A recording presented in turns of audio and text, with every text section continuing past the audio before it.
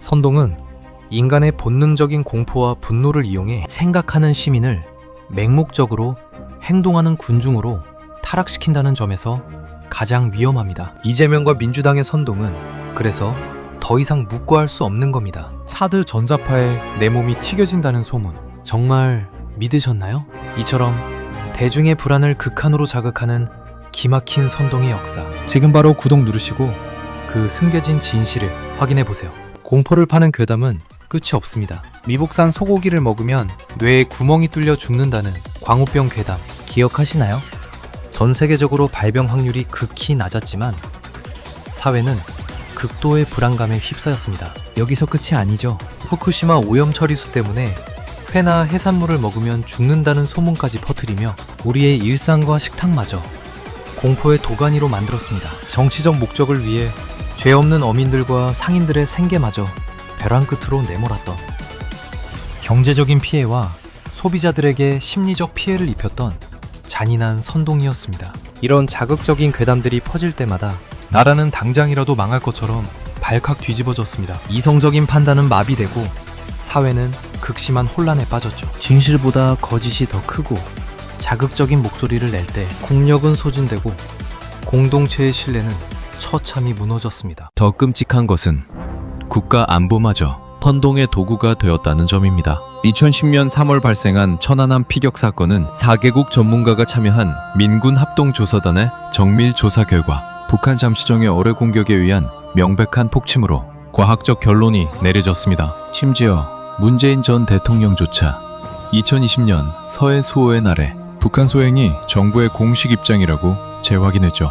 하지만 민주당 인사들과 일부 세력들은 미군 잠수함 충돌설, 좌초설 같은 허무맹랑한 음모론을 끝없이 퍼뜨렸습니다. 이들은 가해의 주체가 명확한 폭침이라는 단어 대신 의도적으로 단순 사고를 뜻하는 침몰이라는 단어를 2012년 대선 공보물에까지 사용하며 사건의 본질을 흐렸습니다. 민주당 혁신위원장으로 지명됐던 이래경 이사장이나 수석 대변인이었던 권칠승 의원은 천안함 함장과 생존 장병들을 향해 입에 담지 못할 망언을 쏟아내기도 했죠. 음모론에 세뇌된 군중들이 조국을 위해 목숨을 바친 영웅들에게 너희가 왜 살았냐? 폐잔병이다 라며 피눈물 나는 2차 가해를 가한 것은 선동이 만들어낸 가장 비극적인 참상입니다. 특히 오늘 인터뷰에서도 천안함이 북한 폭격이라는 근거가 없다며 자폭설 주장을 굽히지 않았습니다. 권 수석 대변인은 무슨 낯짝으로 그런 얘기를 한 거냐? 부하들을 다 죽이고 어이가 없다고 비난했고, 아침부터 계속 울었거든요. 너무 분해가지고 몸이 막 덜덜덜덜 떨리면서 일이 안 잡히다 보니까 그냥 바로 와야 되겠다는 생각이. 선동은 점점 뻔뻔해져 가짜뉴스 비즈니스로 진화했습니다. 나라를 발칵 뒤집었던 청담동 술자리 의혹.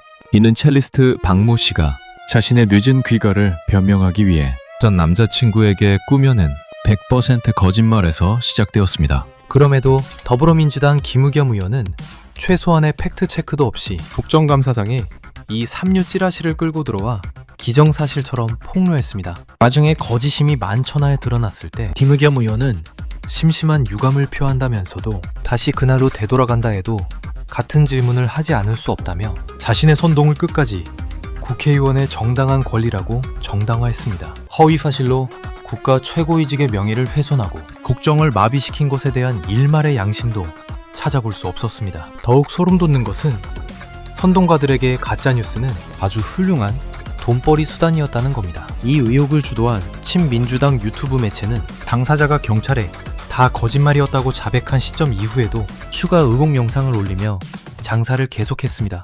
2022년 12월 7일 경찰의 압수수색을 받던 단 하루 동안에만 이들은 극단적 지지층의 분노를 자극해 수천만 원에 달하는 슈퍼챗 수익을 쓸어 담았습니다. 한 해 동안 벌어들인 슈퍼챗 수입만 수억 원이 넘었죠. 결국 사법부는 이들의 주장이 명백한 허위사실임을 인정하고 한동훈 전 장관의 명예를 훼손한 배상금으로 7천만 원이라는 무거운 철퇴를 내렸습니다. 이들의 선동은 국가적 비극 앞에서도 멈추지 않았습니다.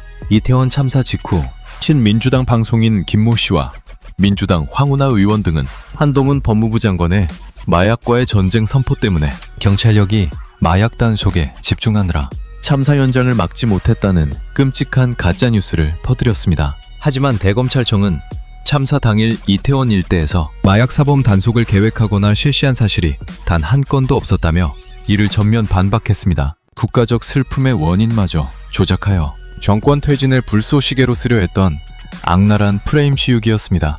외중을 세뇌하기 위한 조작은 시각과 언어를 가리지 않습니다. 김건희 여사가 시장에서 떡볶이를 먹기 위해 젓가락을 들고 있는 평범한 사진에 교묘히 잘라내어 마치 줄담배를 피우는 것처럼 왜곡해 유포했습니다. 진중권 교수는 이러한 유시민 전 이사장 등 좌파들의 선동 행태를 두고 대중을 선동하기 위해서는 언어를 혼란시켜라 라고 했던 스탈린과 나의 상산이 곧 너희의 세계다 라고 외쳤던 히틀러의 전체주의적 망상과 완벽하게 똑같다고 강력히 경고했습니다. 이재명 옆에 딱 붙어있는 촉새 유시민의 선동 전략이 간파되었다.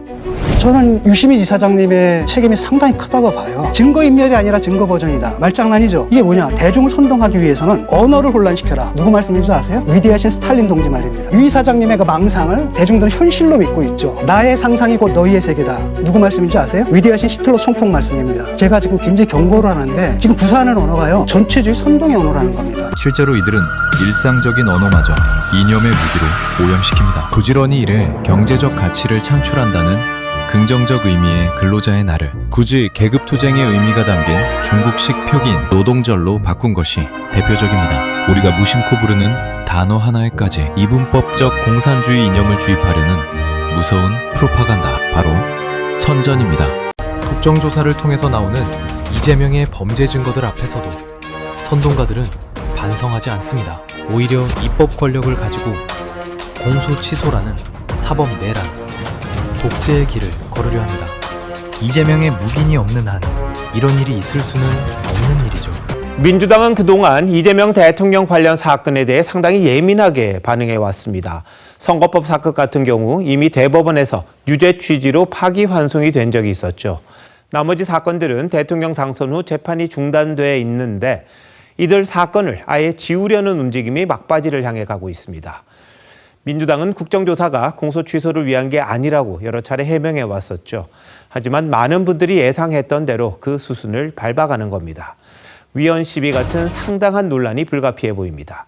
특검의 직무 범위와 권한에 공소유지와 그 여부의 결정이란 내용이 포함된 건데 검찰이 기소한 이재명 대통령 사건을 특검이 공소 취소할 수 있도록 했습니다. 명백한 법치 유린이자 사법 파괴 행위입니다. 분명히 말씀드립니다. 하늘이 두 쪽이 나도 이재명은 유죄입니다. 자유민주주의 국가인 대한민국에서 삼권분립의 견제와 균형을 깨버리고 법치주의를 훼손하고 국회의 대화와 타협이라는 헌법 정신들을 모두 걷어차버린 것이 지금의 현실입니다.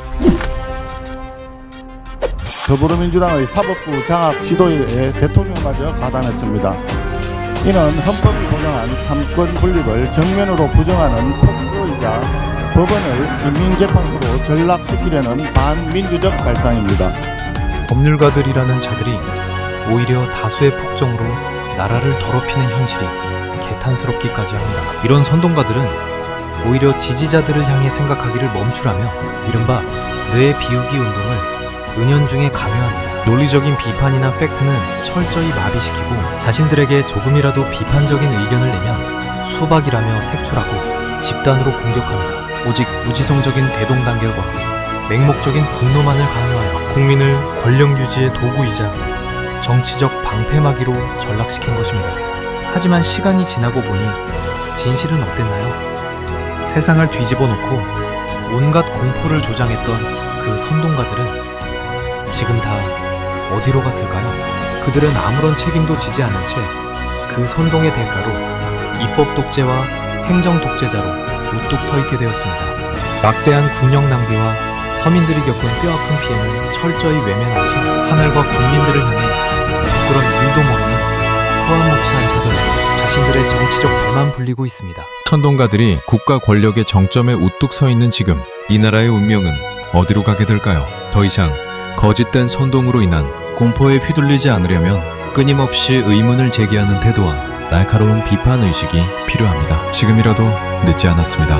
그 선동가들에게 놀아났던 분들이 지금이라도 깨어나서 다 같이 나라 대한민국을 구할 때입니다. 지금이 아니면 늦을 수도 있습니다. 저도 그들의 선전과 선동에서 놀아났던 한 사람이었기에 간절한 바람을 가져봅니다. 진실을 꿰뚫어 보는 힘, 지금 바로 구독하시고 다음 영상에서 또 함께 하시죠.